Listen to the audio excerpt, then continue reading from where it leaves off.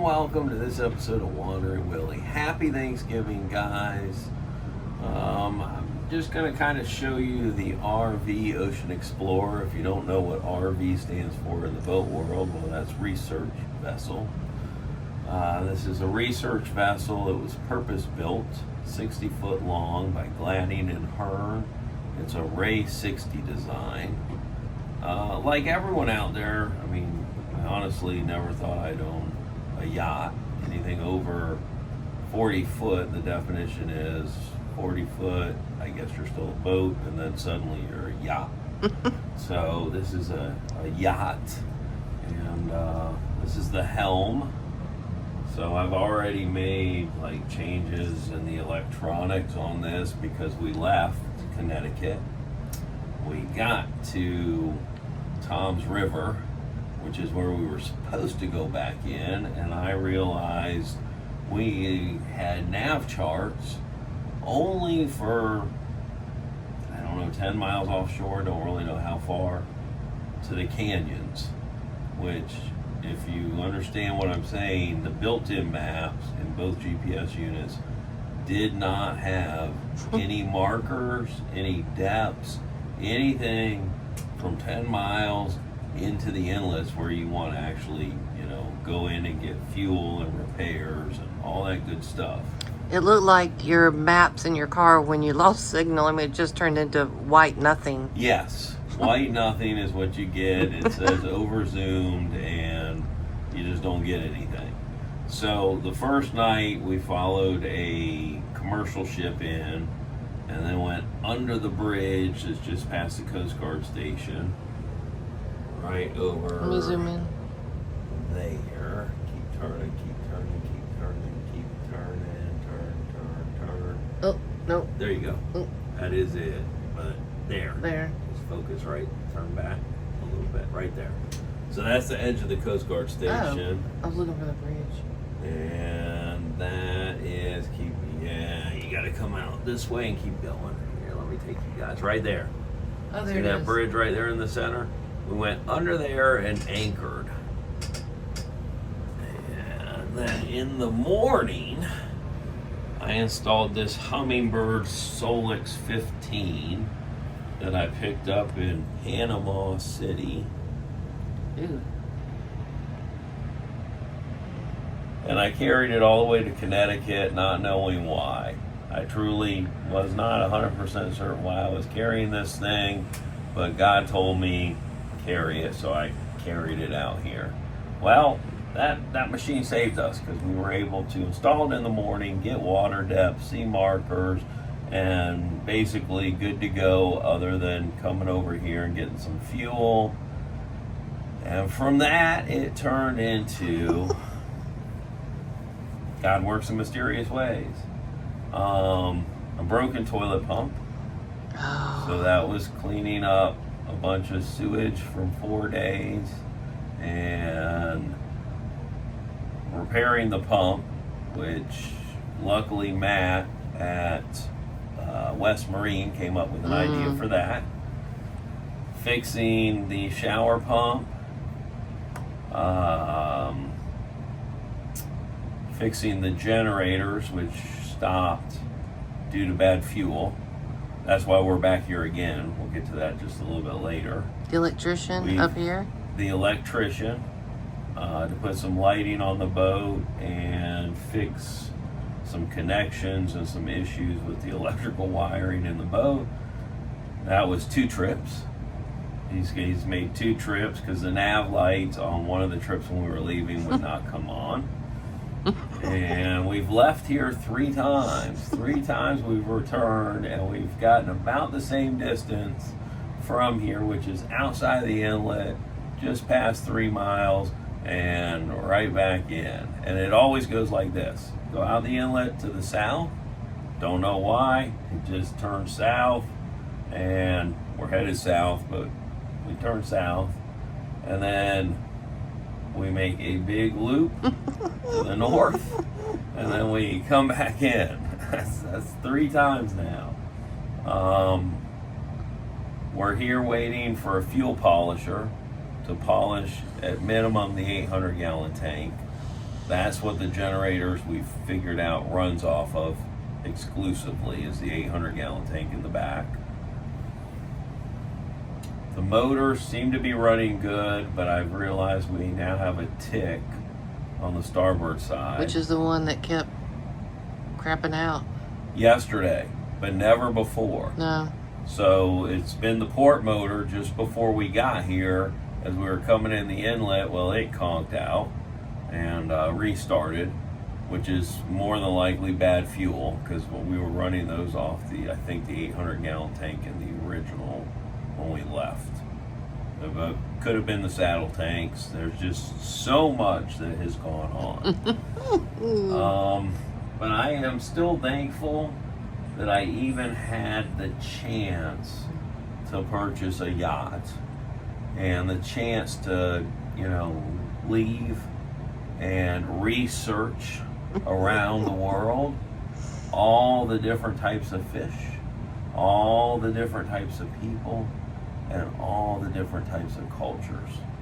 I am very thankful that I am sitting here with a broken boat, because eventually we will fix the boat and get it back to ship shape, which honestly, if you don't know boats, the acronym, it's break out another tool, because there is always something that is going to be breaking, is going to get broken, is going to get bruised. I'm also very glad that I looked at a ton of boats. I did not buy any of the 80-foot yachts that I did look at. For comfort. Looked like it would be comfort. Like total comfort. Everything on this vessel is affixed in place. You can grab a hold of it and hold on without falling down. It can toss and turn as much as it wants to, and you're safe. And you're safe. And that's really what it amounts to. It's got 5 watertight bulkheads, so even if you flood one, hopefully you don't flood 2 or 3, you'll stay afloat. Spare pumps and quick access pumps to dump water, because one morning I woke up and I put my feet down into my slippers and I thought, that feels like a water bed. And I took my foot and I tap, tap, tap, and I'm like, that's water. And so immediately got up and we got that taken care of. Luckily that was clean water and not toilet water. Just out of the shower. And I don't know. Everything is just not worked out, but at the same time it's worked out. It's worked out very well. Oh, and the plus of the toilet issues, that bilge pump, we found out, well, it wasn't pumping anything overboard. It was only pumping it right back at the end of the compartment that we found out is not accessible, which is a good thing to know now. Anything that's not accessible, well, we have to make it accessible before we go to venture around the world. And so I would rather know that stuff now, where I'm in a country that I speak the same language, and I, know some places, if I could get to Florida, that I can get boat work done that I can't do. But we're stuck in New Jersey, we're stuck in the casinos, and the marina operator, or owner-operator, Chris, he said to me, we're really in like a boating oasis here where there's just nothing. There's no parks, there's no real service area, they're just in casino town. And so none of the other places have survived due to the cost and the taxes and all the stuff that's associated with being in those areas. But I am thankful that we have found people in this area that have been able to help us with stuff that, look, I really just don't want to do. I had zero desire at all. I'm one of those people that just wants to fix everything at once and get it all done at once. Just tear everything down and put it back together and be done with it one time versus fixing this, that, and the other. So we've fixed as much as we're going to fix now. We just got to polish the fuel, and then we just got to figure out how to lay this dash out better. Here's the culprit. He's going away, and the hope is that I can use his input from the dish, from the radar dome to the Hummingbird. And then that monitor is a TV monitor for the fish finder, and when the generators die, guess what? You can't run them. And the inverter I bought from Walmart, which is a cheap, portable inverter, won't run that. So we're going to see today if it'll run the monitor. If it'll run a regular computer monitor, then we'll swap all that out before we leave because, well, we're stuck here. And I'm not certain. The polisher was like, I might come Friday, but I'm married.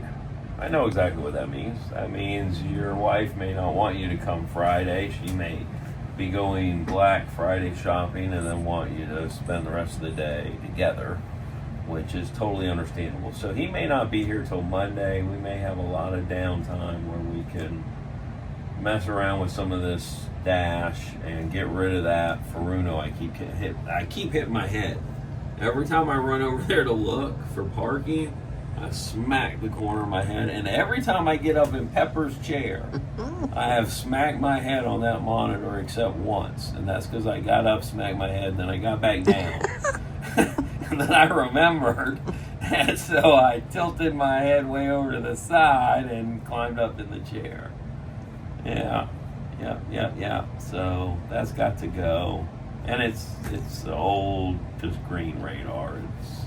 It'd be better just to use that input on the Hummingbird and be done with it. And the North Star, if I didn't have a gazillion chips, I realized all those chips in there are really for the North Star, and we've got two. He gave us a backup head, so even though that thing is ancient, we'll probably keep it until we get another redundant, because the chips cost $150 each. And we basically got all the Florida down past the Keys to the Dry Tortugas. We've got the Gulf of Mexico, we've got Mexico, we've got the East Coast, and then we got all the Bahamas. The areas they operated the boat. So the reality is, right now, that's indispensable. As far as, when we go to those places, the Hummingbird is not a world map, it's a U.S. map. I don't even know if they go to the world, because most people want a Furuno or Raymarine or a Simrad but I love Hummingbird. So we're going to talk to Hummingbird and try to tell them we need maps around the world. However, that may really be what our research is, because it will draw maps, and then we can send it back to Hummingbird and they can make map cards for all of those areas. We go all around the world, they can make map cards. We'll have to do more traveling in an area, but we're researching. There you go. So that may be how the boat pays for itself. I don't have a clue. So right now I just own a boat, and it's a broken boat, but I am thankful for all of my friends and family and the world out there to explore. And that's what living life is all about. It is, I tell people all the time, it's a lot of hard work. It's learning new things. Somebody asked me, did you Google all of this? No. 99% of what I learn is from YouTube and watching people do something that I didn't know how to do. And that is the same thing with boating. Boating is like driving a car. I've not ever driven a boat this big. The largest boat I've owned was 25 foot. I guess the largest boat I've driven was 60, but theoretically consider I didn't drive it, because driving in the open ocean is a lot different than parking the boat. I'm thankful I've hit nothing. Yes. Nothing. I've parked perfectly every time, and eventually you're going to hit something. I do know that. That is another reason I bought this vessel. It is overbuilt with very, very thick aluminum, built at a industrial shipyard to industrial standards. And I am thankful to the Lord that He led me to this boat, because if you watch that episode, I never should have even found this boat if I hadn't made that phone call that led to this boat that I would not have found on the market any other way. So I am thankful every day of the year, and I am thankful for you guys watching this. We're not very good at this, but it's fun. All of my videos are just about fun. Hopefully you learn something. Take everything with a grain of salt, and try to be thankful every day. I know some people are not thankful for the jobs they have, and I'm always like, I point out the good points. There's good points and bad points to everything. The bad point of owning a boat is, well, something's going to break and you're breaking out another tool, or you're breaking out another $1,000. That's the two ways it works in the boating world. But I wish you best of luck in all your endeavors and all your adventures. And I wish you the best of luck in actually living and enjoying life. Have a wonderful Thanksgiving, guys.